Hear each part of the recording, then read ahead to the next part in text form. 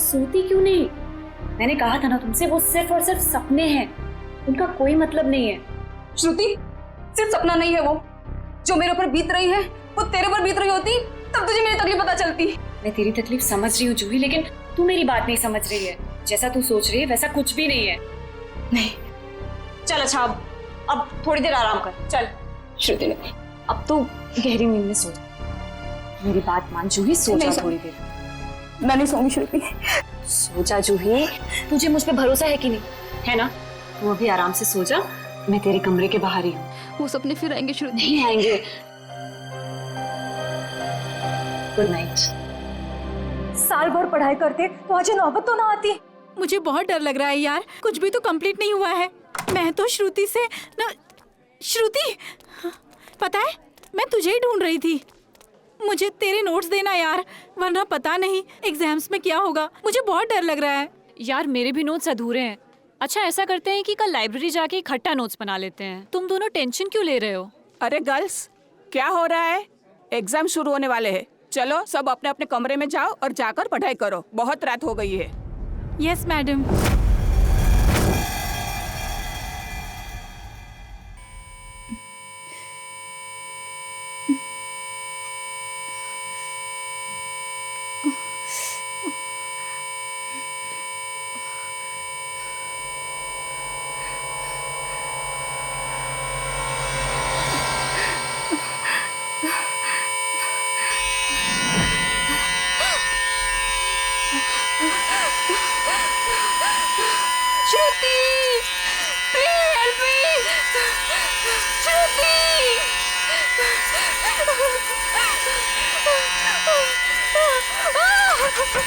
ये दरवाजा क्यों बंद है?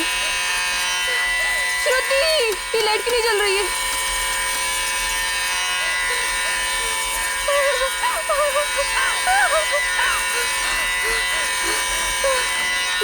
ये खिड़की क्यों जाम है?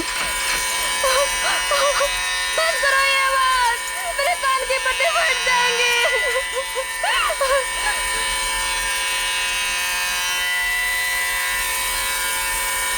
ये धुआं कहाँ से आ रहा है?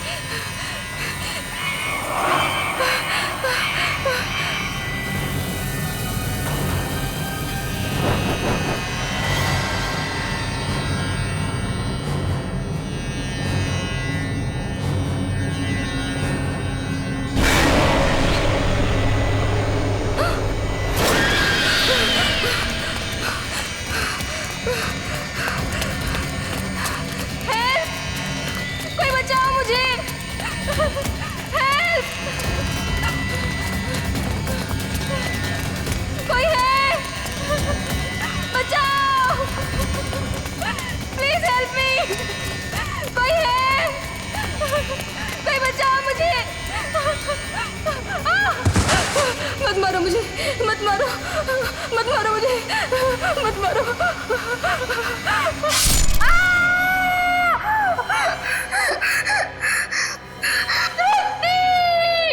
ओह नो, ये तो जूही की चीख है। लगता है उसने वही पुराना सपना देखा है।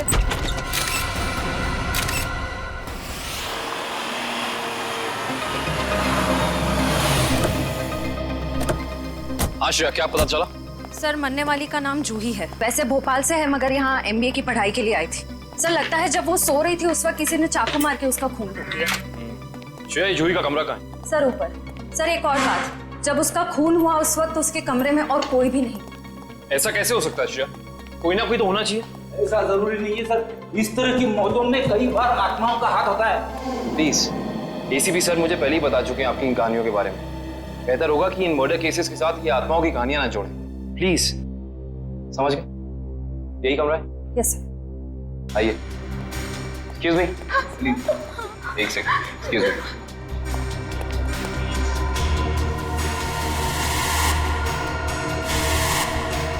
हमला भी शायद जूही की नींद में ही हुआ। बेचारी को अपने आप को बचाने का मौका भी नहीं मिला होगा। एक्सक्यूज मी, यहाँ पे सबसे पहले जूही की मौत का पता किसको चला? सर, सबको एक साथ ही पता चला था। हम यहाँ कॉरिडोर में थे, अचानक से जूही के कमरे से चीखने की आवाज आई और अंदर आके देखा तो जूही की जान जा चुकी थी। उस समय कमरे में जूही के साथ और कौन था? सर, उस वक्त जूही के साथ कोई नहीं था। देखिए आप लोग दोबारा याद करने की कोशिश कीजिए, हो सकता है कोई ऐसा जो उस वक्त भाग निकला हो। सर भागने का तो सवाल ही नहीं उठता, क्योंकि डोर बाहर से बंद था और वो अंदर से। खूनी भागेगा भी तो कहाँ से भागेगा?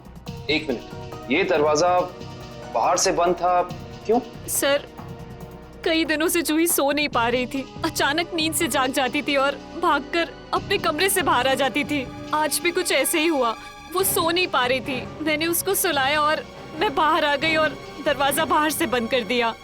लेकिन इसे नींद क्यों नहीं आ रही थी? सर कई दिनों से उसे डरावने सपने आ रहे थे। उसे ऐसा महसूस हो रहा था कि उसका सपनों में कोई खून करना चाह रहा है, उसकी कोई जान लेना चाह रहा है। हमें क्या पता था कि उसका सच में खून हो जाएगा। डरावने सपने? मैं कह रहा था ना, ये कोई आत्मा का ही चक्कर है।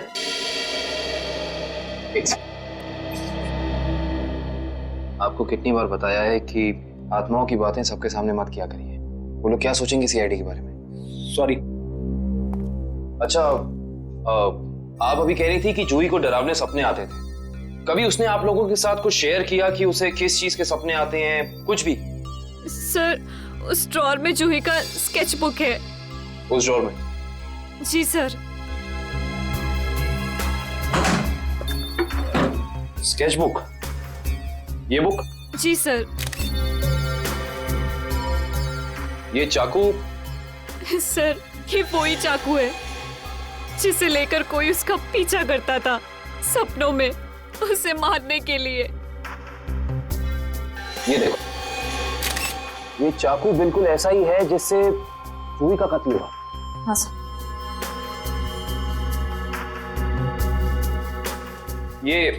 ये सारी ड्राइंग्स जो हैं इस बुक में, ये क्या जूही अपने सपने में देखती थी? जी सर। सर लगता है ये किसी अंदर वाले का ही काम है, जो कमरे के अंदर आसानी से आ सकता हो और जिसे जूही के सपनों के बारे में पता हो। क्या तुम्हारे अलावा और कोई ये स्केचबुक के बारे में जानता था? कोई नहीं।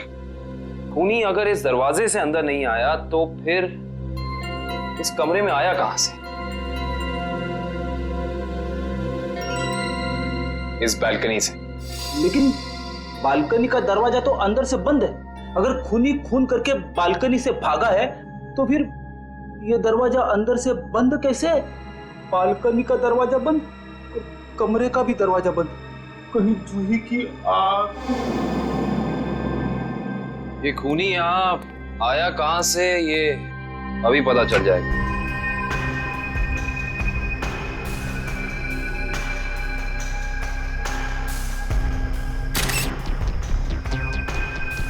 ये देखो, जूते के निशान। हो ना हो खूनी इसी बालकनी से चढ़कर आया। लेकिन बालकनी का दरवाजा तो अंदर से बंद था, तो फिर खूनी यहाँ ऊपर चढ़ के कमरे के अंदर आया कैसे होगा? ये भी पता चल जाएगा फ्रेडी जी, बस एक बार जूही के मौत के कारण पता चल जाए। कुछ तो होगा यहाँ, कोई सबूत कुछ तो होगा। इधर देखो, ये पाइप, इसी वाटर पाइप से चढ़कर खूनी इस बालकनी तक आया है। यहाँ के वॉचमैन से मिलना पड़ेगा। माफ कर दिए साहब, गलती हो गई। इसे गलती कहते हो तुम? एक इंसान गर्ल्स हॉस्टल की बालकनी में चढ़ जाता है, अंदर कमरे में जाके खून कर देता है, और तुम्हें कुछ पता भी नहीं चला। बस साहब 15 मिनट के लिए मेरी आंख लग गई थी। मैं सपने में भी ऐसा नहीं सोच सकता था कि उस दौरान ऐसा कुछ हो जाएगा।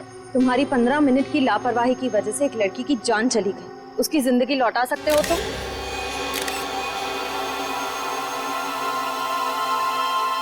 सर, ये जूता यहाँ झाड़ियों में पड़ा हुआ था। जूता यहाँ पे? हो ना हो, ये जूता उसी खूनी का है। सर ये तो किसी आदमी का जूता लगता है। यानी बालकनी में जो इंसान चढ़ा था वो कोई आदमी था?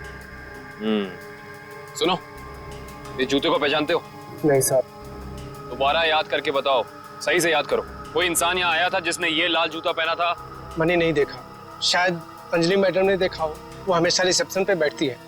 ये अंजलि मैडम को बुलाओ, जाओ। जी सर। अगर ये जूता यहाँ है तो कुछ और भी जरूर होगा, ढूंढते हैं।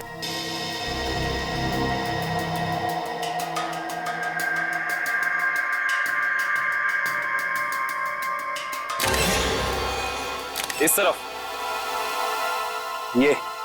जूतों के निशान। एक जूते का निशान थोड़ा गाढ़ा है और दूसरे का हल्का। ये वाला गाढ़ा है। इसका तो एक ही मतलब है, ये जूता जिसका भी है वो इंसान लंगड़ा के चल रहा था। वो लंगड़ा के इसलिए चल रहा था क्योंकि जब वहां बैल्कनी से वो नीचे आया उसे चोट लग गई, फिर वो यहाँ से भागा और यहाँ पे जूता रह गया। हाँ साहब, मैं ही अंजलि हूँ। आपने मुझे बुलाया? जी अंजलि जी, हमें आपसे कुछ सवाल पूछने थे। जी। अंजलि जी, आपने इस लाल जूते को देखा? मेरा कहने का मतलब है किसी इंसान को इसको पहनकर यहाँ आते हुए देखा, लंगड़ाते हुए? हाँ साहब, मैंने देखा था। मनीष लंगड़ाते हुए जा रहा था। मनीष? ये मनीष कौन है? जूही का दोस्त है। अंजलि जी, जब वो यहाँ आया, ये गर्ल्स हॉस्टल है राइट, आपने उसको रोका नहीं? मैंने उसे रोका पर वो रुका ही नहीं। और क्या? मनीष अक्सर जूही से मिलने हॉस्टल आया करता था, पर कुछ दिनों से उन दोनों के बीच में अनबन चल रही थी। किस बात को लेकर अनबन चल रही थी? मुझे उस बारे में कुछ पता नहीं। कोई बात नहीं, अब तो इस बारे में हम मनीष से ही पूछ लेंगे।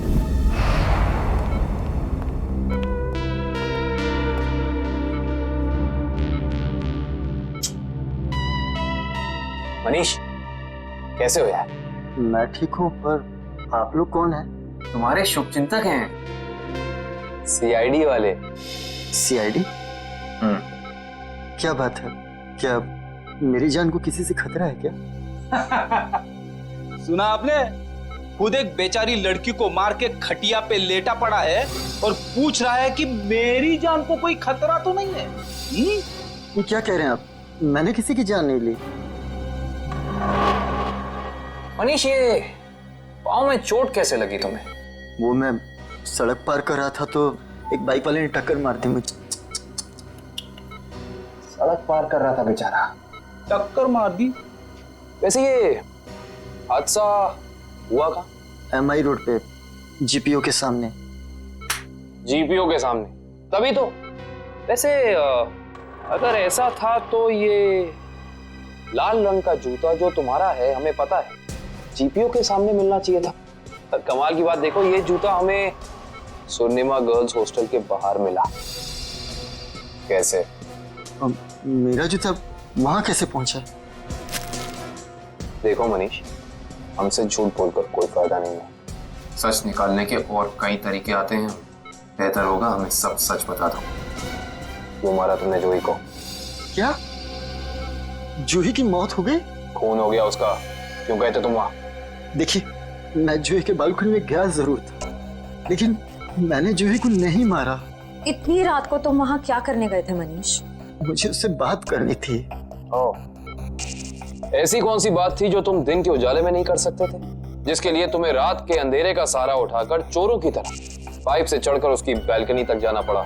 मैं उससे माफी मांगना चाहता था। दरअसल मैंने उसके दोस्ती को प्यार समझने की गलती की थी, लेकिन जब मैं वहां पहुंचा तो मैंने देखा कि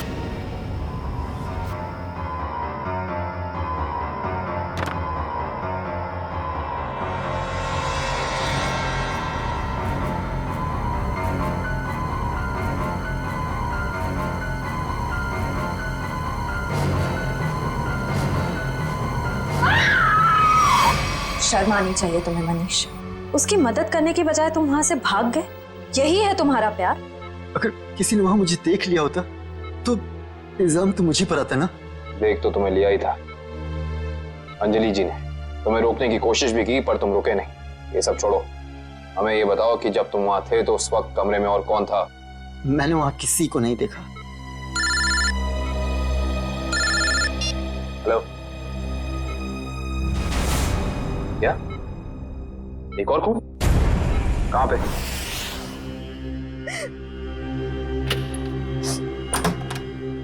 आप कौन? हम लोग सीआईडी से। आइए।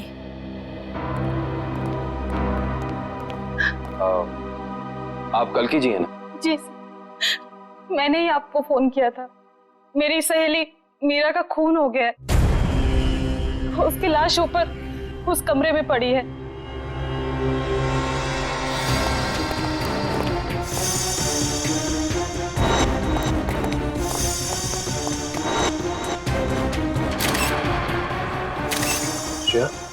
ये चाकू तो बिल्कुल वैसा ही लग रहा है जैसा जूही की मौत में यूज हुआ था।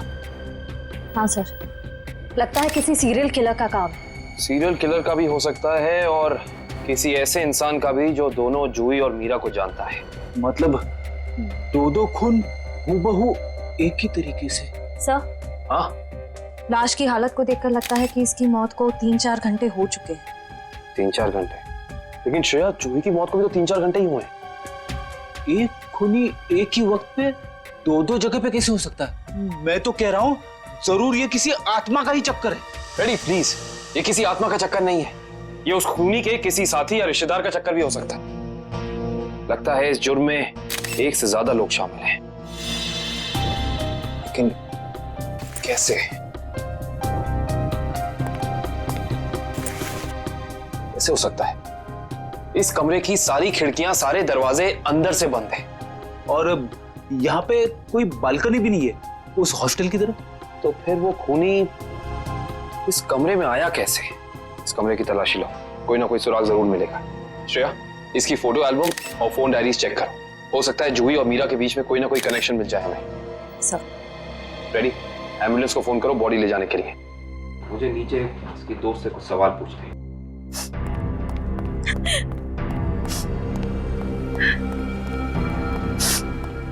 कल्की जी, जी, आपको मीरा की मौत के बारे में कब पता चला? रात को मैं काफी देर से ऑफिस से लौटी तो मैं इस कॉरिडोर से गुजर रही थी कि तभी मुझे मीरा के चीखने की आवाज सुनाई दी। मैं दौड़ती हुई उसके दरवाजे तक आई। मीरा का दरवाजा खटखटाया पर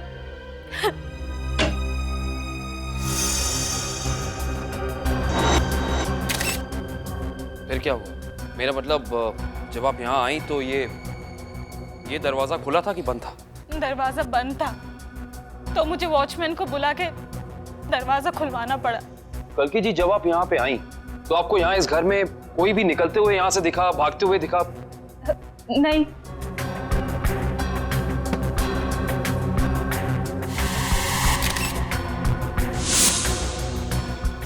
कल्की जी, आपकी दोस्त मीरा काम क्या करती? बैंक की एरिया मैनेजर थी वो, और 2 साल पहले उसका तबादला हमारे शहर में हुआ था। तबादला? हाँ श्रेया, क्या पता चला? सर, मरने वाली का नाम जूही है, वैसे भोपाल से है मगर यहाँ MBA की पढ़ाई के लिए आई थी। क्या ये तबादला भोपाल से यहाँ हुआ? जोधपुर से। पर क्यों सर? आपकी दोस्त मीरा किसी जूही नाम की लड़की को जानती थी? जहाँ तक मुझे पता है सर, इस नाम की तो उसकी कोई दोस्त नहीं थी। दोस्त नहीं तो कोई रिश्तेदार? क्योंकि कुछ घंटे पहले एक 21 साल की लड़की का बिल्कुल इसी तरीके से खून हुआ। उस लड़की का नाम जूही था और ये उसकी तस्वीर है। क्या आप जानती हैं इसे? नहीं। आप जानती?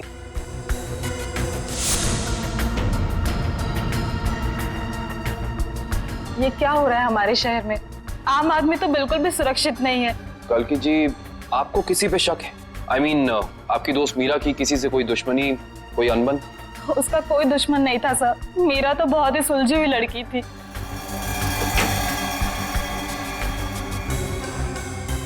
अच्छा, ये तस्वीर देखिए, इस आदमी का नाम मनीष है। क्या आप इसे जानती हैं? नहीं सर। सर, आशा, मैंने मीरा के सारी डायरीज, सारे एल्बम्स चेक किए। मीरा और जूही के बीच कोई कनेक्शन नहीं है, कोई संबंध नहीं है। कोई ना कोई संबंध तो जरूर है, वरना ये खूनी सिर्फ इन्हीं दोनों लड़कियों को निशाना क्यों बनाएगा? कुछ तो है जो हमें समझ नहीं आ रहा है। कल्की जी, क्या कुछ दिनों से मीरा किसी बात को लेकर परेशान थी? हाँ सर, कुछ दिनों से उसे डरावने सपने आ रहे थे। डरावने सपने? मीरा को भी डरावने सपने आ रहे थे? हाँ सर, बस कहती रहती थी कि उसका कोई खून करना चाहता है।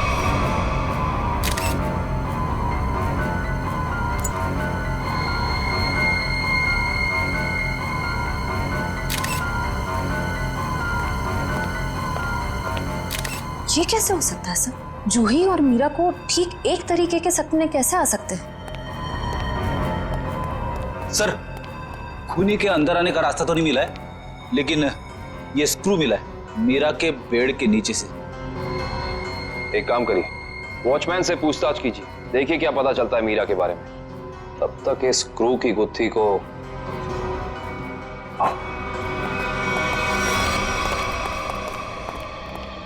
करण, रेडी को ये स्क्रू कहाँ मिला था? सर वहां उधर। इधर? ये स्क्रू हाँ आया कैसे होगा? हाँ ले आओ, संभाल के। इश्ता, श्रेया।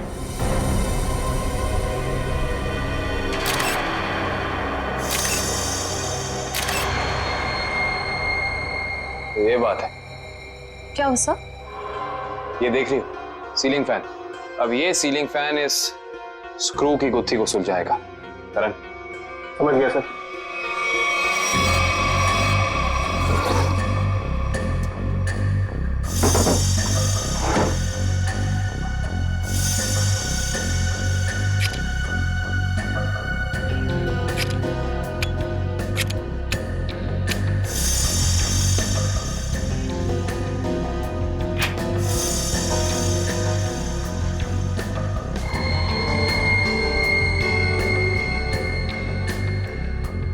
फैन को उल्टा करो।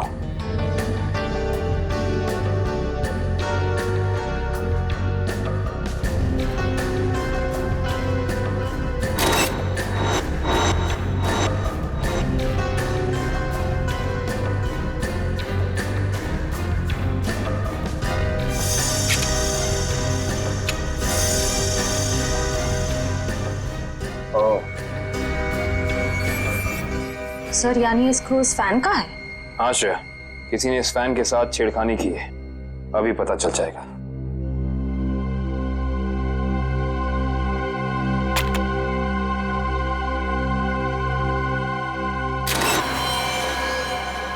ओह माय गॉड, तो ये बात है, मतलब चाकू इसके अंदर था।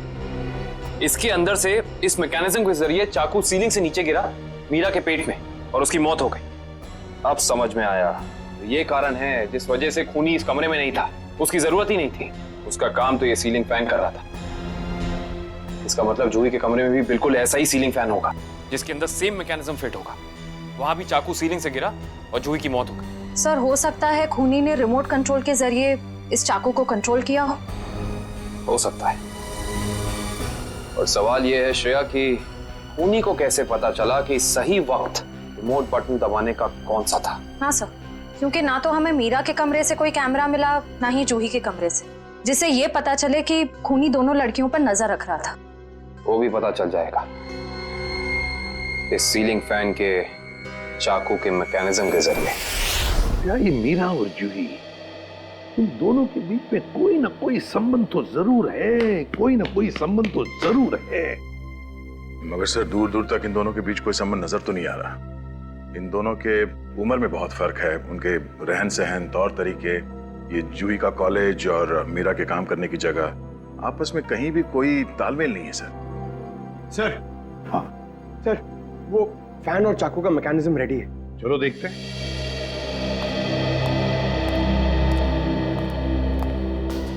पंकज, रिमोट ऑन करो।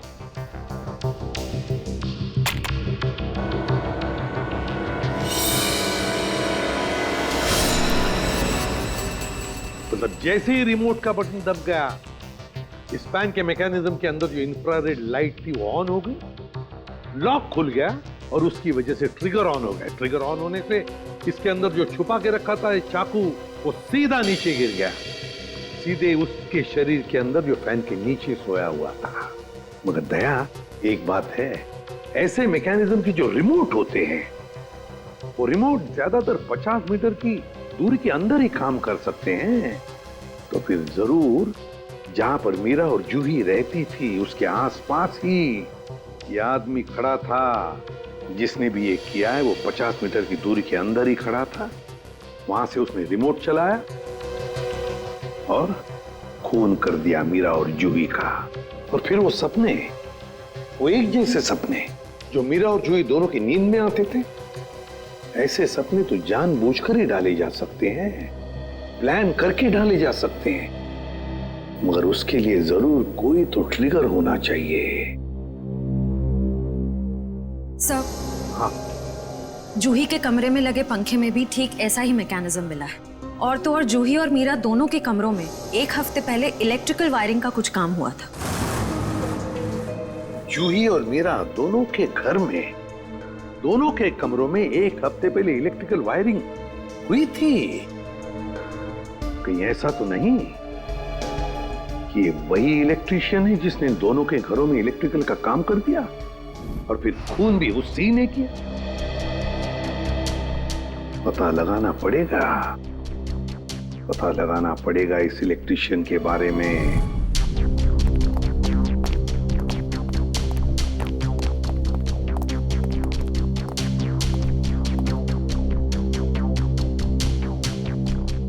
ना ही मीरा के मोबाइल पे कोई अलार्म था और ना ही जूही के मोबाइल पे। फिर दोनों को एक ही वक्त एक जैसे सपने कैसे आ सकते?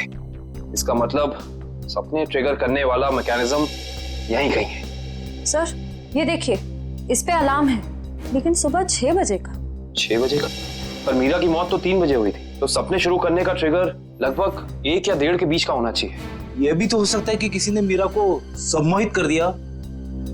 ऐसा नहीं हो सकता फ्रेडी, क्योंकि अगर ऐसा होता तो मीरा के दिन भर का हाव भाव, चाल चलन सब प्रभावित होता, पर ऐसा नहीं हुआ। नहीं, कुछ है यहाँ जो हम अभी तक देख नहीं पा रहे। ढूंढो, यही है।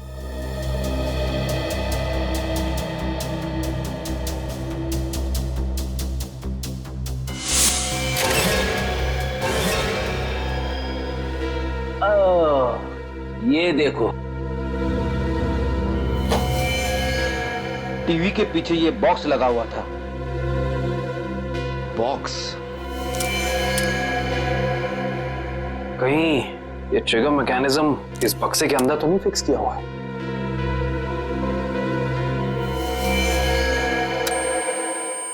अरे अलार्म बंद करो, ये आवाज मेरे कान के पर्दे फटा ली। सर कौन सी आवाज? यहाँ कोई अलार्म नहीं बज रहा है। अरे इतने जोर से बज रहा है, सुनाई नहीं दे रहा है।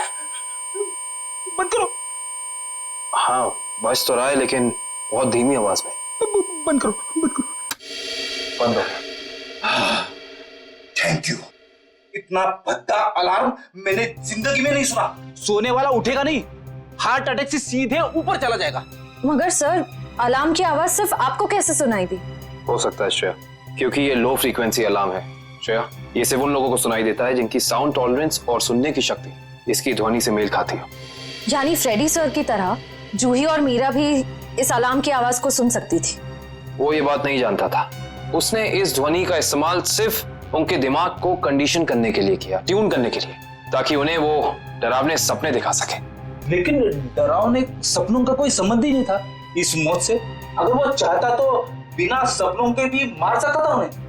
मार सकता था, पर शायद वो ऐसा चाहता नहीं था। खूनी अपने शिकार के साथ खेलना चाहता था, तड़पाना चाहता था, फिर उनकी नींद में उन्हें एक गहरी मौत देना चाहता था। इंटरेस्टिंग। करण सर, कल की को बुला के लाइए। को ये देखो।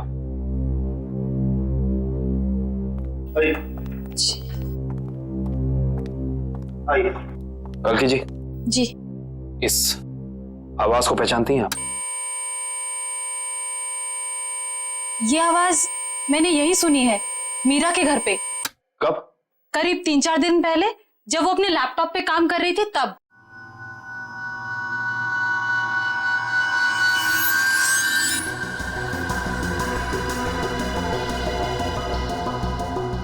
आपको मीरा के लैपटॉप का पासवर्ड पता है?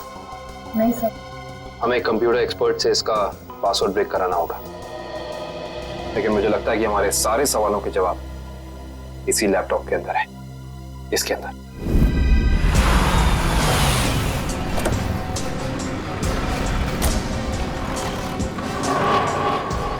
भाई साहब, हम लोग सीआईडी से। सीआईडी से? क्या हुआ साहब? हमें पता लगा है कि पिछले हफ्ते आपका एक इलेक्ट्रिशियन वायरिंग करने के लिए इस एड्रेस पे गया। हाँ साहब, गया तो था, पर हुआ क्या? इन दोनों जगहों पे एक-एक खून हुए और हमें शक है कि ये खून आपके इलेक्ट्रिशियन ने किया है। मेरे इलेक्ट्रिशियन? हाँ, और वो भी पंखे में चाकू फिट करके। अरे बाप रे, पंखे में चाकू? जी हाँ, और आप ये बताइए कि इन दोनों जगहों पे आपका कौन सा इलेक्ट्रिशियन गया था? मंगेश गया था सर, पर आज वो आया नहीं है। इस मंगेश का एड्रेस तो है ना तुम्हारे पास? हाँ, मंगेश का एड्रेस लेके ना। सर, वो लैपटॉप का और ईमेल का पासवर्ड खुल गया। Very good job, thank you very much. Come in. जरा लैपटॉप चेक करो। जी। देखो वो ऑडियो फाइल है क्या इसमें जिससे सपने आते थे उसे।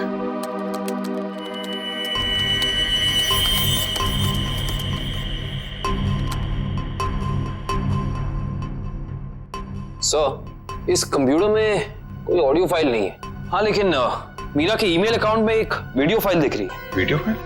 खोलो खोलो इसे जरा।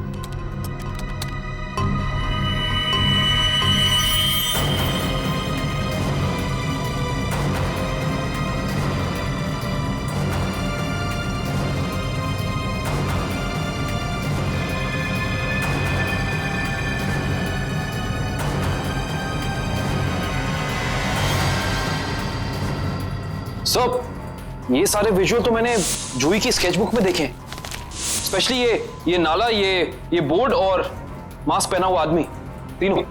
इसका मतलब खूनी ने जूही और मीरा दोनों को चेतावनी भेजी थी। उन लोगों को हमारे पास आना चाहिए था मदद मांगने। जरा ये फाइल फिर से चलाना।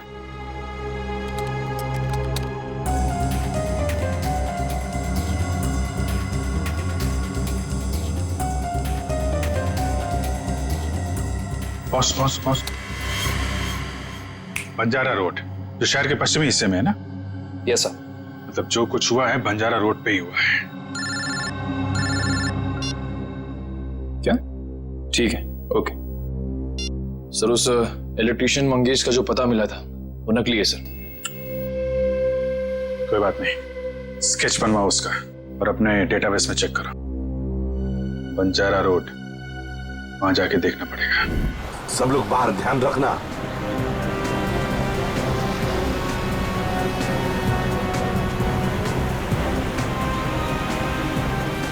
आराम से पंकज, आराम से।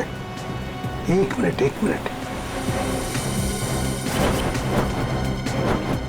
यह है ना एक सूखा नाला है और वो रहा पेड़। सूखा नाला और उसमें वो पेड़। जरा आगे चलकर देखते हैं।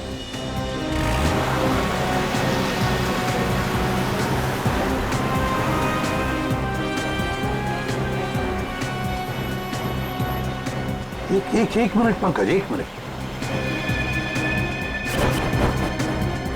बंजारा रोड मतलब हम सही रास्ते पे हैं।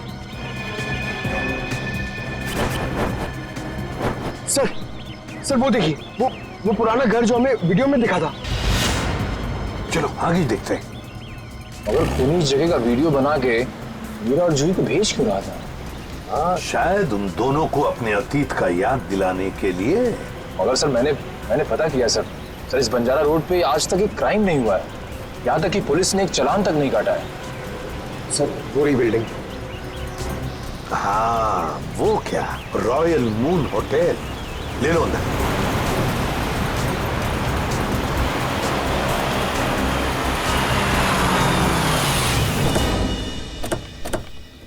हाँ, इलेक्ट्रिशियन का स्केच मैच नहीं हो रहा है तो कोई बात नहीं, ठीक है। वेलकम सर, कहिए मैं आपकी क्या सहायता कर सकता हूँ? हम लोग सीआईडी से हैं। दरअसल एक केस के सिलसिले में कुछ पूछताछ करनी थी आपसे। सीआईडी?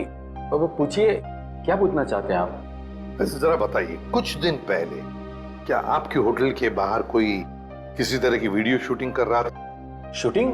नहीं सर, हमारी होटल के बाहर शूटिंग या फोटोग्राफी की अनुमति नहीं है। ये दो फोटोग्राफ दो लड़कियों के, एक का नाम मीरा है, एक का नाम जूही है। क्या ये लड़कियां आपके यहाँ कभी ठहरी थी, कभी आई थी? सर, हमारे यहाँ रोज बहुत सारे कस्टमर आते हैं, ये बता पाना थोड़ा मुश्किल है। मैं समझ सकता हूँ, लेकिन हो सकता है आपके रिकॉर्ड में हो कुछ इनके बारे में। जरा देखिए। अलका, जरा रिकॉर्ड्स चेक करना। सर। हाँ सर, ये दोनों गेस्ट हमारे होटल पे रुके थे पिछले साल 17 मई 2013।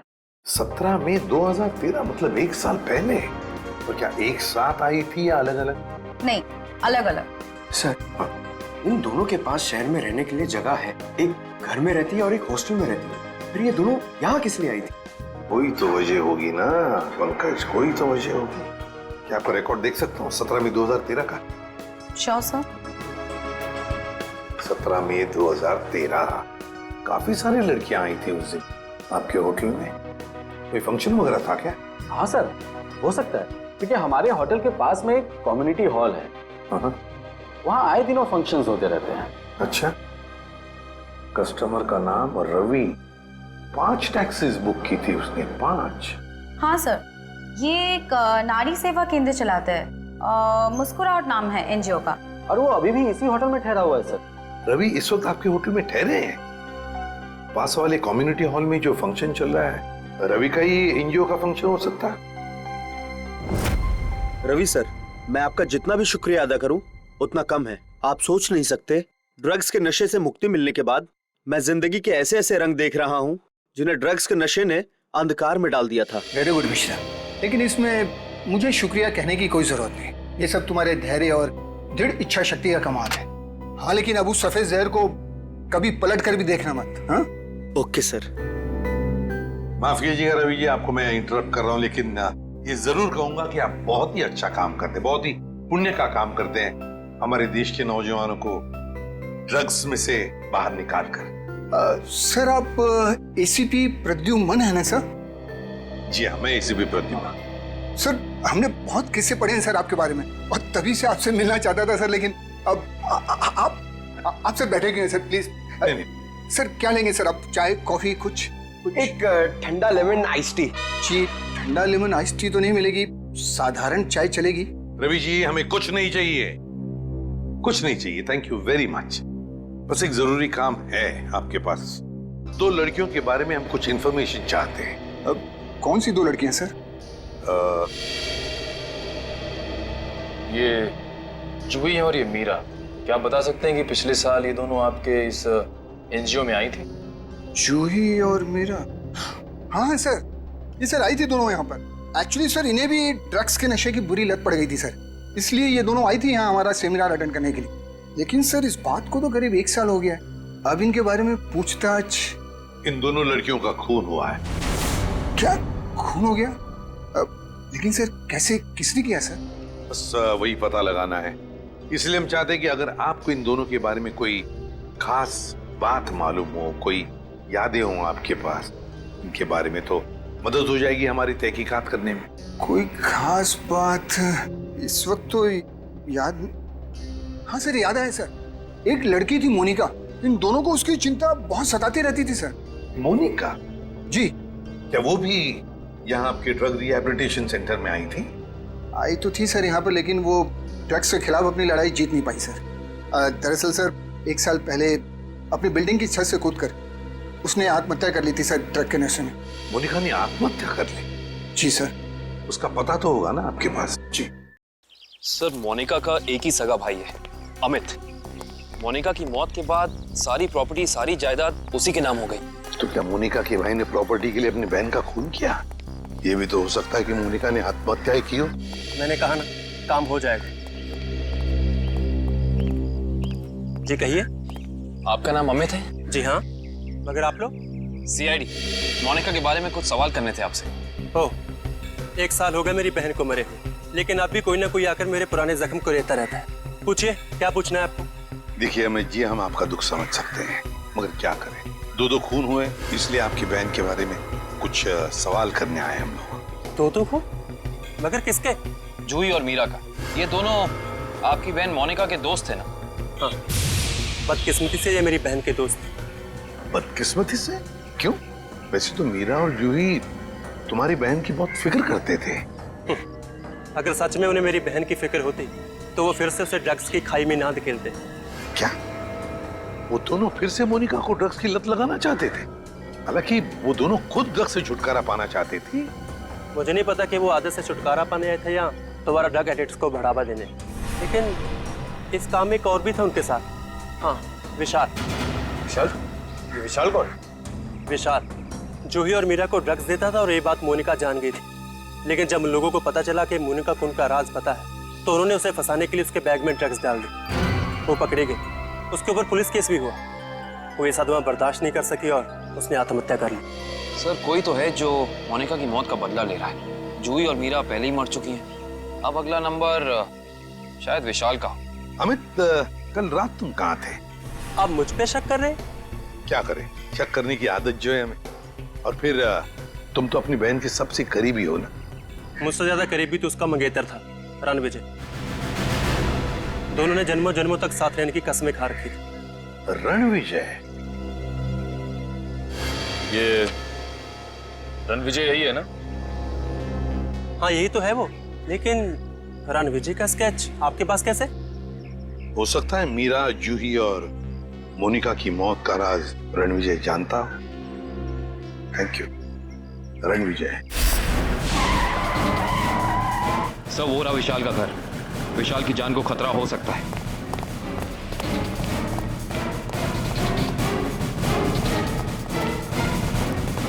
सर लगता है रणविजय पहले ही पहुंच चुका है।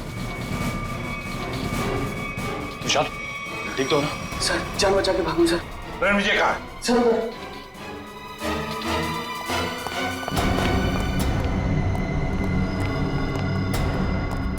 यहाँ तो कोई भी नहीं है। सर शायद यहाँ से भागा होगा।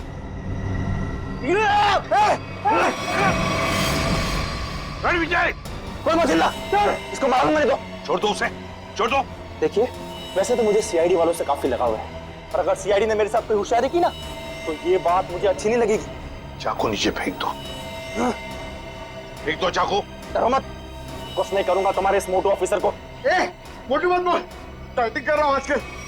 देखो मुझे अपना काम करने दो। बेवकूफी मत करो, नहीं बच पाओगे तुम। अरे बचना किसको है, एक बार मैं इस विशाल को मार दूं, भले मुझे फांसी हो जाए, फिर मुझे मंजूर है। देखो रणविजय, ये सब करने से क्या मोनिका वापस आएगी? भले ही वापस ना, लेकिन मेरी बदले की आंख तो पूरी होगी। इन तीनों ने रातों की नींद उड़ा दी थी मोनिका की, इसलिए मैं भी इनके साथ वही कर रहा हूं। इन्हें तड़पा तड़पा कर मारूंगा मैं।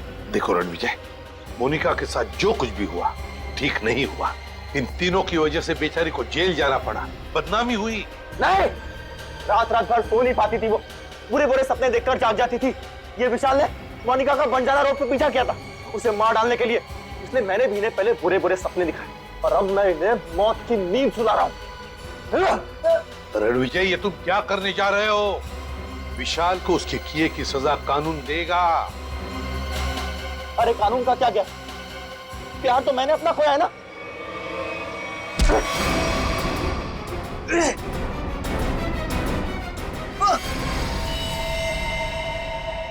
रणविजय, विशाल को तो उसके किए की सजा मिलेगी ही मिलेगी, मगर तुमने बदले की आग में दो खून किए, दो। तुम्हें तो शायद फांसी ही होगी, फांसी।